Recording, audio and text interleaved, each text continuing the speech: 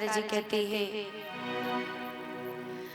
जननी के आंचल के छोर गही बोले राम, मैया मोहि चंद्रदेव बचन उचारे है। मैया माँ का आंचल पकड़ के श्री राघव सरकार जी कहते हैं, मैया मुझे ये चंद्रमा चाहिए। जननी के आंचल के छोर गही बोले राम, मैया मोहि चंद्रदेव बचन उचारे हैं। भूतल पे चंद्रदेव उतार वो को खेल लाल, बात अनहोनी नहीं बस में हमारे है। राघव सरकार जी कहते हैं, मैया मुझे वो चंद्रमा चाहिए। तो माँ कहती है, भूतल पे चंद्र को उतार वो का खेल लाल। हे राघव सरकार, हे राघव लला, क्या चंद्रमा को नीचे उतारना कोई खेल है क्या? चंद्र देवता कोई खिलौना है क्या? अरे आप तो ऐसी बात कर रहे हैं जिसका कोई अर्थ ही नहीं है।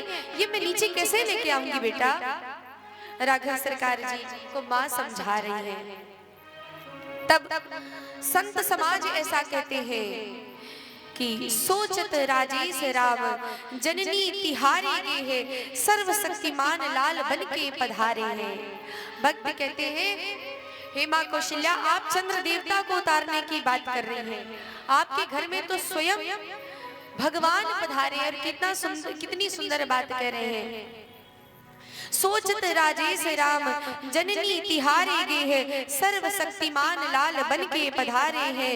भूतल पे चंद्रदेव उतारनो का कठिन है, भूतल पे चंद्रदेव उतारनो है कठिन कहा, आपने तो रामचंद्र भूमि पे उतारे हैं।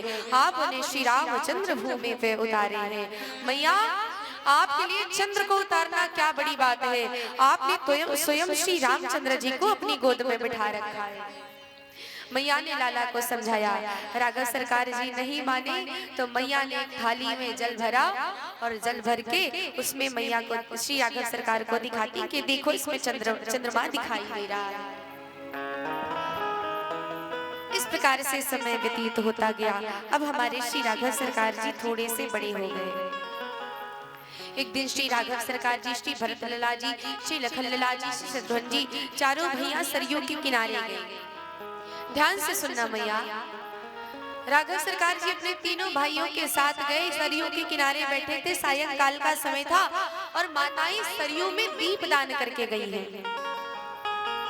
सीढ़ियों पे श्री राघव सरकार जी अपने भाइयों के साथ बैठे हैं और राघव सरकार जी क्या कर रहे हैं?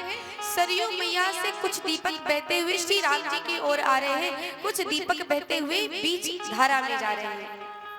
और जो दीपक बहते हुए श्री राम जी की ओर आते हैं ना भैया, उसे श्री राम जी पकड़ते हैं और अपने बगल रख लेते हैं। और जो दीपक बहते हुए बीच धारा में जा रहे हैं, श्री राघव सरकार जी उनकी तरफ देखते भी नहीं।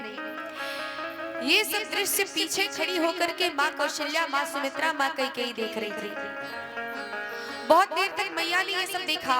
थोड़ी देर बाद माँ कौशल्या राम जी के पास आई। राम जी से पूछती है, लल्ला ये आप क्या कर रहे हैं? मैं कब से देख रही हूँ जो दीपक बहते हुए आपकी तरफ आ रहे हैं उनको आप उठा के अपने पास रख लेते हैं, जो बहते हुए बीच धारा में जा रहे हैं उन पे आप ध्यान ही नहीं देते हैं, ऐसा क्यों?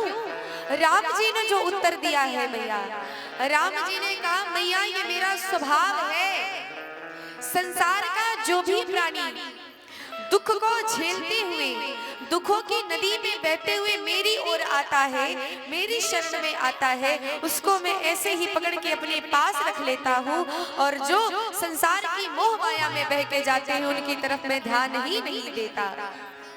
ये बात मैया ने सुनी। मैया बड़ी प्रसन्न हो गई। इतना सुंदर स्वभाव मेरे लाला का है। श्री राघव सरकार जी जब तक छोटे से हैं, बाल चरित बहु भूविध कीना, बाबा तुलसीदास जी कहते हैं, बाल चरित हरि बहुविध कीना, बाल चरित हरि बहुविध कीना,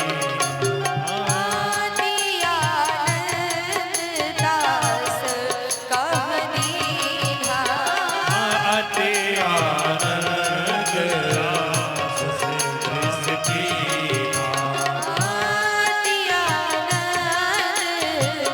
दास कह दीन्हा, अति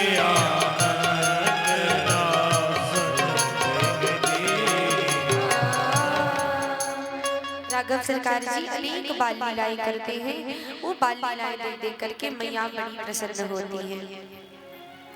समय बीतता गया, राघव सरकार जी और बड़े हो गए। अब राघव सरकार जी घूमने जाने लगे, मतलब चलने लगे तो गांव में घूमने जाते अपने भाइयों के साथ। अच्छा, आगे की कथा अब कल। आइए, राघव सरकार जी गलियों में अपने भाइयों के साथ घूमते हैं तो अवधपुर की माताएं क्या कहती हैं, आइए सभी उस भाव को सुनते हैं। राघव सरकार जी घूमने जा रहे हैं, मैया कह रही है लला जी घूमने जा रहे हो ना तो बिना पैरों में पन्ही पहन के नहीं जाना, ऐसे जाओगी तो पैरों में कंकड़ गड़ जाएगा। मैया कहती है अरे राघव ललन तुरे कोमल चरण कहीं कंकड़िया नहीं